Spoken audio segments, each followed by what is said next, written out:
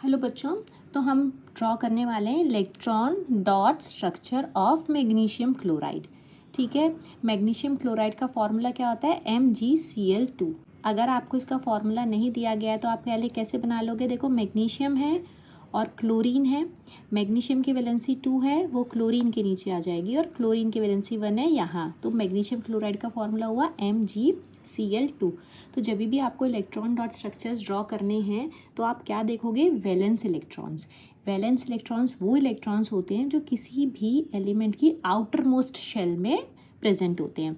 तो मैग्नीशियम की outer most shell क्या है? M, और इसमें कितने इलेक्ट्रॉन्स हैं? 2। तो मैग्नीशियम के वैलेंस इलेक्ट्रॉन्स कितने हुए? 2। ओके। और क्लोरीन की वैलेंस शेल क्या है? M। ठीक है, और इसकी वैलेंस शेल में कितने इलेक्ट्रॉन्स हैं? 7।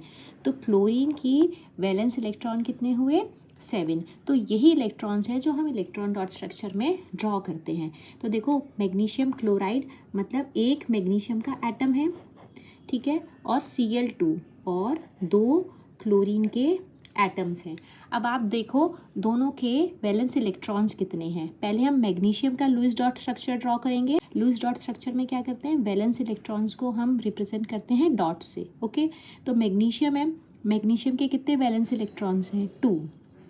तो हम यहाँ पे 2 डॉट लगा देंगे। ठीक है, अब क्लोरीन देखो, वो क्लोरीन की वैलेंस शेल में 7 इलेक्ट्रॉन्स है। तो हम यहाँ पे क्या करेंगे? 7 इलेक्ट्रॉन्स ड्रॉ कर देंगे। ये इस क्लोरीन के 7 इलेक्ट्रॉन्स और ये दूसरा क्लोरीन के 7 इलेक्ट्रॉन्स। ओके, अब हमें पता है कि ये क्या है? ये एक आयनिक कंपाउंड है, और आयनिक कंपाउंड में क्या होता है? इलेक्ट्रॉन का ट्रांसफ़र होता है ताकि दोनों जो एटम्स हैं वो अपनी ऑक्टेट को कंप्लीट कर लें। तो मैग्नीशियम अपना ये वाला जो इलेक्ट्रॉन है क्या करेगा? इस क्लोरीन को दे देगा। अब क्लोरीन के खुद के पास में 1 2 3 4 5 6 7 इलेक्ट्रॉन्स थे। 8th इलेक्ट्रॉन इसने मैग्नीशियम से ले लिया और इसकी ऑक्टेट कंप्लीट हो गई। मगर मैग्नीशियम की तो अभी ऑक्टेट कंप्लीट नहीं हुई, इसके पास में एक और इलेक्ट्रॉन है, इसे दोनों इलेक्ट्रॉन लूज करने हैं। तो ये दूसरे वाला इलेक्ट्रॉन इस क्लोरीन को दे देगा। अब इस क्लोरीन के भी खुद के 7 इलेक्ट्रॉन्स से 8th इलेक्ट्रॉन इसने ले लिया। तो अब जब हमने इलेक्ट्रॉन ट्रांसफ़र कर दिया तो अब क्या होगा? हमारे पास में मैग्नीशियम एटम है और क्लोरीन एटम है। इलेक्ट्रॉन ट्रांसफ़र के बाद में क्या होगा? मैग्नीशियम ने अपने दोनों वैलेंस इलेक्ट्रॉन्स डोनेट कर दिए हैं। इसने अपने दोनों वैलेंस इलेक्ट्रॉन्स दे दिए हैं क्लोरीन को। तो हम मैग्नीशियम में अब कोई भी वैलेंस इलेक्ट्रॉन ड्रॉ नहीं करेंगे, मगर क्योंकि इसने 2 इलेक्ट्रॉन्स जो हैं वो लूज़ कर दिए हैं, 2 इलेक्ट्रॉन्स दे दिए हैं, तो इसके ऊपर कैसा चार्ज आएगा? 2 पॉजिटिव।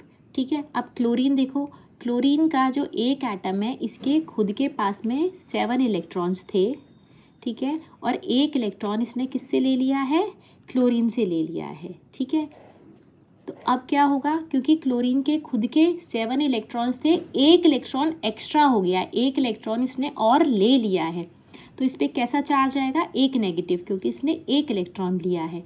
ऐसे हमारे पास में कितने एटम्स हैं क्लोरीन के? 2। तो ये हमारा क्या हुआ? Electron dot structure of MgCl2। अब यहाँ आप इलेक्ट्रॉनिक कन्फिग्रेशन देखो, मैग्नीशियम एटम की इलेक्ट्रॉनिक कन्फिग्रेशन क्या है? 2 8 2 है, और जब इसने 2 इलेक्ट्रॉन लूज कर दिए तो ये क्या हो गई? 2 8। ये क्या है हमारा? ये जो हमारा फॉर्म हो रहा है ये मैग्नीशियम का कैटायन फॉर्म हो रहा है, जिसपे पॉजिटिव चार्ज होता है, हम उसे कैटायन बोलते हैं। और क्लोरीन की पहले क्या थी कन्फिग्रेशन? 2 8 7। ठीक है, और जब इसने एक इलेक्ट्रॉन ले लिया तो अब क्लोराइड आयन की कन्फिग्रेशन क्या हो गई? 2 8 8। ये जो नेगेटिव चार्ज वाला होता है ये होता है हमारा एनायन। तो ये हमारा क्या फॉर्म हो रहा है? कैटायन फॉर्म हो रहा है, मैग्नीशियम कैटायन, और एनायन फॉर्म हो रहा है क्लोराइड आयन। तो ये है हमारा electron dot structure of magnesium chloride.